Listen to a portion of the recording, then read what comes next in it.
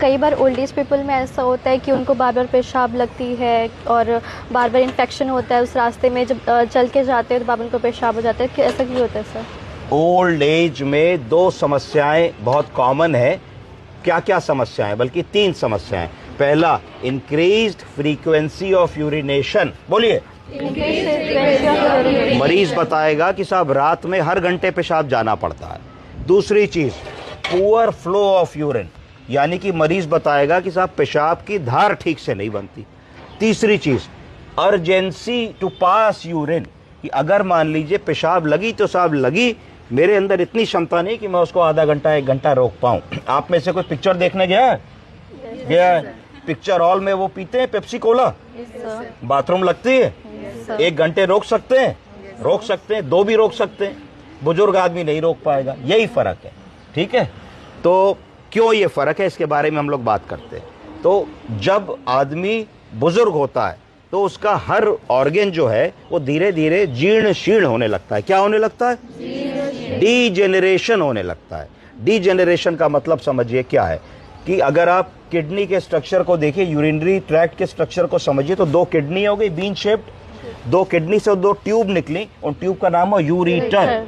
Ureter एक थैले में आई, उस थैले का नाम हुआ यूरिनरी ब्लैडर, और यूरिनरी ब्लैडर से एक ट्यूब निकली यूरिथ्रा, जहां से हम लोग मूत्र विसर्जन करते हैं या यूरिन पास करते हैं। ये स्ट्रक्चर हो गया। अब क्या होता है कि जो यूरिटर होता है जहां से हम यूरिन पास करते हैं, उसके ऊपर यूरिट्रिक स्फिंक्टर होता है, वॉल्व लगे होते हैं। तो अब देखिए कि पेशाब की थैली भरी, तो पेशाब की थैली भरी, जो थोड़ा बहुत पेशाब है 100 ml 150 ml, तो उतना अगर आदमी खड़ा होकर चल रहा है तो उस जो वॉल्व की कॉम्पिटेंस इतनी है कि वो उतना वेट झेल ले रहा है। अगर मान लीजिए ब्लैडर पूरा भर दीजिए तो लॉ ऑफ ग्रेविटी से जैसे ही खड़े हो गए नीचे प्रेशर मारेगा, वो ढक्कन खुल जाएगा।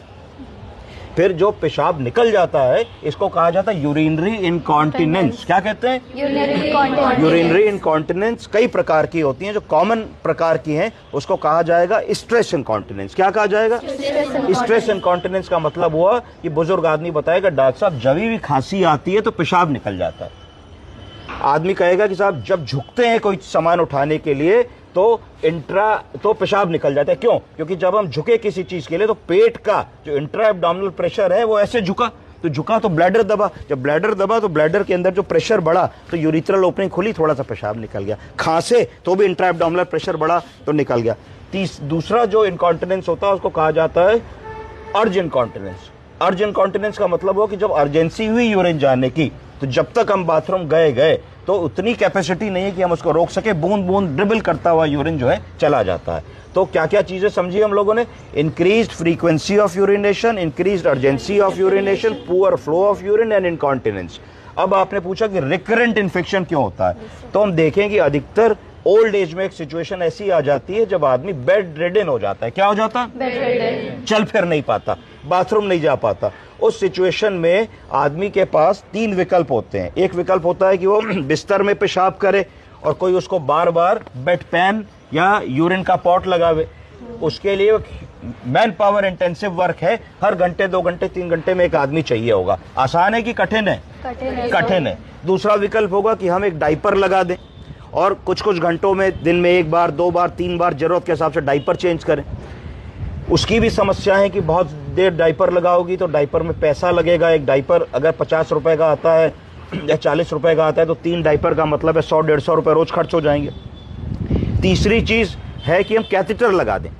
तो अगर हम कैथेटर लगाएंगे तो सबसे सस्ता इंतजाम है कि भाई हमने 100-200 रुपए का फॉलिस कैथेटर खरीद लिया, 50 रुपए का बैग खरीद लिया, लगा दिया, दिन में 2 बार खाली कर दिया, कोई टेंशन नहीं। पर जैसे ही हमने कैथेटर वाला ऑप्शन चुना तो इसको कहा जाएगा इनड्वेलिंग कैथेटर। क्या कहा जाएगा? Indwelling catheter. क्यों इसको इनड्वेलिंग कह देंगे? इंसर्शन करते हैं यूरेटर में इंसर्शन करते। तुम्हारे शरीर की जो भगवान ने संरचना बनाई है, तुम उस संरचना को तोड़ करके प्रकृति के विरुद्ध प्राकृतिक रास्ते से एक ट्यूब डाल दे रहे हो। उस ट्यूब में एक थैला जोड़ करके बेड से लटका दे रहे हो। तो तुमने क्या बनाया? पुल बनाया। क्या बनाया? पुल। किन 2 चीजों के बीच में? स्टेराइल जोन और नॉन स्टेराइल जोन के बीच में। कि यूरिथ्रा का स्फिंक्टर बंद था, वो कोई भी बैक्टीरिया आता था उससे कहता था नहीं जाने देंगे भैया, भागो यहां से। पर आपने क्या कहा? हमने कहा भैया हमने तो रास्ता दे दिया, आओ जो यूरिन के बैग से चलना शुरू करो, फिर यूरिन पाइप में आओ, फिर यूरिनरी फॉलिस कैथेटर में आओ और सीधे किडनी में चले जाओ और किडनी में जाके किडनी को खाना शुरू करो, पायलोनेफ्राइटिस कर दो और पेशाब में ब्लड भी आएगा, खून भी आएगा, मरीज को जाड़ा देके बुखार आएगा, फिर मरीज सीरियस होगा। तो ये चीज़ है। तो ये इंडवेलिंग कैथेटर हो गया। तो कहीं ना कहीं आप देखिए सर्जरी होती है तो इंडवेलिंग कैथेटर ड्यूरिंग ओटी डालते हैं, अगले दिन आउट कर देते हैं, यस सर। हिसाब से डालते हैं। तो जब मरीज लॉन्ग टर्म केयर में आता है, बेडरिडन हो जाता है, तब उसकी प्रोबेबिलिटी इन सब चीज़ों की बढ़ती चली जाती है। तो इन चीज़ों को बचाने का तरीका है कि अगर हमें कैथेटर डालना भी पड़ रहा है तो आप सबको पता है कि प्रॉपर कैथेटर केयर कैसे होनी चाहिए।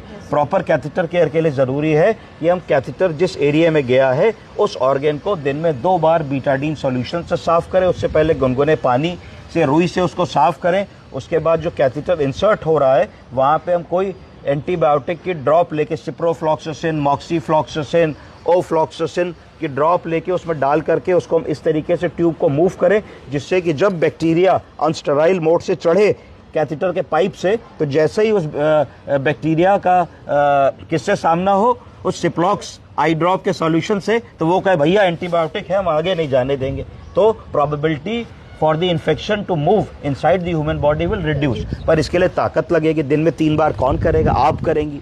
समझ रही हैं? तो नर्सिंग या डॉक्टरी का काम जो है बहुत ईमानदारी और डिवोशन का काम है। वो ऐसा काम नहीं है कि भाई हो जाएगा, देख लेंगे, तुमने इससे कहा, उसने उससे कहा, उसने उससे कहा। जैसे एक माँ अपने बच्चे को पालती है, उस तरीके का काम अगर तुम करते हो तभी तुम एक बेहतर जीरियाट्रिक नर्स बन पाओगे और अपनी जो ऑनेस्टली अपनी सर्विसेज है वो समाज में आगे दे पाओगे। समझ गए? Yes sir.